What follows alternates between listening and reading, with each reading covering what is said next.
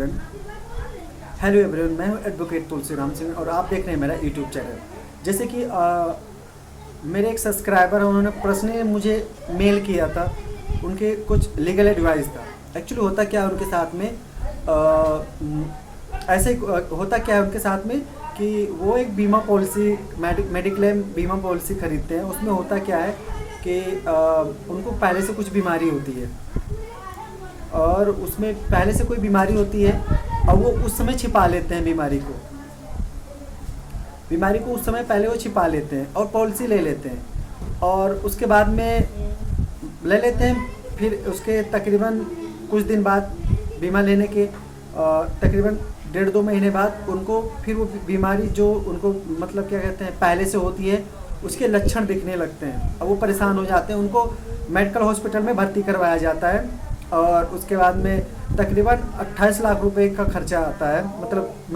Mediclaim करते हैं 28 लाख का, 28 लाख समथिंग होता है। तो उसमें बताते हैं, कहते हैं कि क्या नाम है, जब उसमें क्लेम करते हैं तो जो बीमा पॉलिसी बाद में डॉक्टरों की जो रिपोर्ट होती है उससे पता चलता है कि इनको जो ये बीमारी है कोई चूँकि 1-1.5 महीना के बाद की होने वाली बीमारी नहीं, मतलब जिस लेवल पे ये बीमारी पहुंच चुकी है, मतलब जिस स्तर पे पहुंच गई है वो लास्ट स्तर पे पहुंच गई है, ठीक है, लास्ट स्टेज जिसको बोलते हैं। तो ये बीमारी कोई इतना जल्दी 1.5-2 महीने में, मतलब बीमा पॉलिसी के बाद कम से कम 1.5-2 महीने का टाइम था, इतने कम समय में इतना ज़्यादा ये लास्ट स्टेज पे नहीं पहुंच सकती है। और डॉक्टरों ने परीक्षण भी किया तो उसमें यही पाया कि बीमारी पहले से थी और इन्होंने अपनी बीमा पॉलिसी में इस बीमारी का जिक्र नहीं किया था, ये उनका प्रॉब्लम था।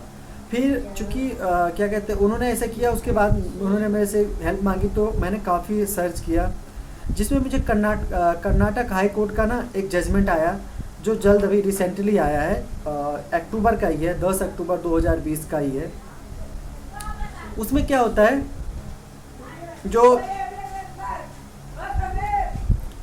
क्या कहते हैं उसमें भी सेम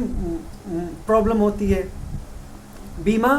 29/4/2017 को खरीदा जाता है, ठीक है, और क्या खरीदा जाता है और 30 मतलब सॉरी क्या नाम है, हाँ 29/4/17 को बीमा खरीदा जाता है और वो 1-1.5 महीने बाद क्या होता है उनको लक्षण दिखने लगते हैं। तो इसमें भी इस जजमेंट में भी यही हुआ था। बाद में उस बीमारी को मतलब जब चेक करते हैं तो पता चलता है ये बीमारी इनको पहले से थी और ये बीमारी क्या कहते हैं ऐसा नहीं था कि ये कुछ बहुत 1.5-2 महीने में ही रिकवर करने वाली बीमारी थी, मतलब इतना ज़्यादा लास्ट स्टेज पे पहुंच जाएगी।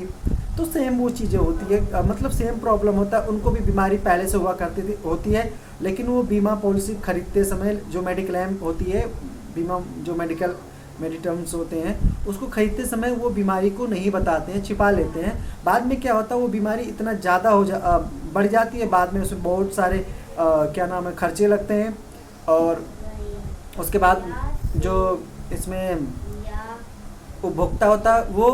फिर मेडिक्लेम करता है। जब मेडिक्लेम करता है तो क्या होता है बाद में फिर वही सेम चीज़ होता है, उसमें बीमारी को क्या कहते हैं उसको चेक किया जाता है तो पता चलता है ये बीमारी कोई आज की नहीं है, 1.5-2 महीने में मतलब क्या कहते हैं पनपने वाली नहीं है, काफ़ी समय लंबे समय से बीमारी चल रही थी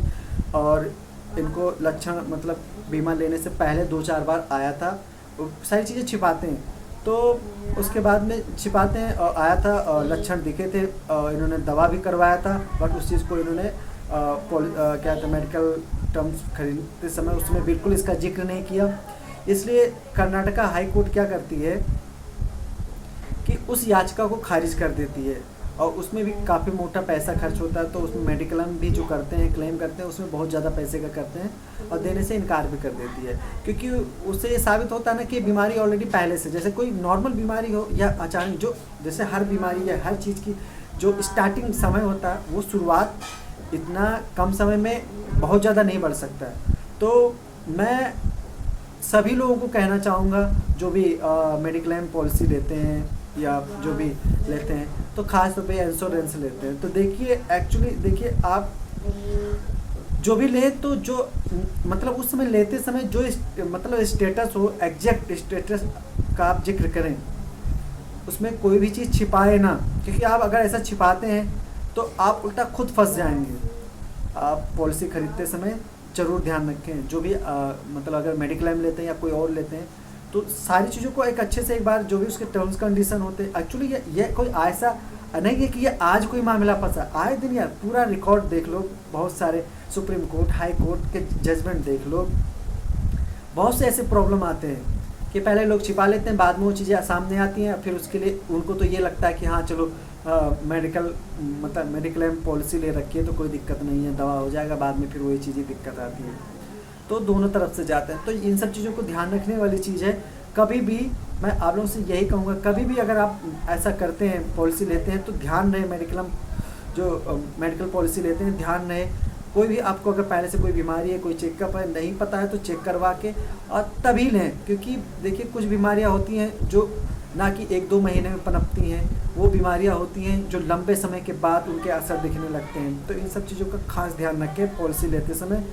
साफ़ सुथरी पॉलिसी लें, साफ़ सुथरा स्टेटमेंट दें, साफ़ सुथरा शपथ पत्र उसमें डालें जो भी डालें, क्योंकि आपके द्वारा एक उस फॉर्म को सबमिट करना या उस पर सिग्नेचर करना आपके द्वारा एक शपथ होता है, मतलब इसमें आप फर्जी मत कीजिए। तो कैसी लगी इन्फॉर्मेशन कमेंट बॉक्स में ज़रूर कमेंट करना, और फिर मिलूँगा एक नई वीडियो के साथ। उससे पहले मैं बताना चाहूँगा आप लोगों को, जो इस केस का नाम था कर्नाटका हाई कोर्ट का, वो MRS जया एलिजाबेथ मैथ्यू बनाम कर्नाटक राज्य 2022 का ही है मैटर। तो फिर मिलूँगा नई वीडियो के साथ, तब तक के लिए जय हिंद।